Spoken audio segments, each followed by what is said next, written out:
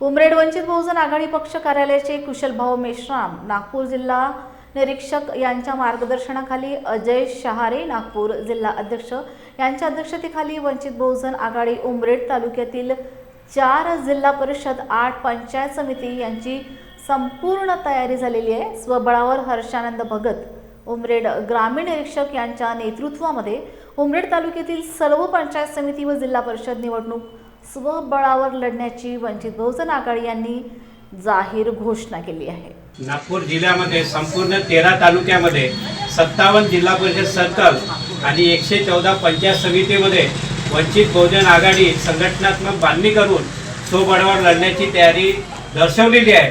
तसेच उमरेड तालुक्यामध्ये सुद्धा 4 सर्कल 8 पंचायत समिती आम्ही पूर्ण ताकदीने स्वबळावर लढणार आहोत, हीच आमची पक्षाची भूमिका आहे। तिथं आपण स्वबळावरती निवडणूक जिंकलीच पाहिजे या उद्देशातून आपण लढणार आहोत।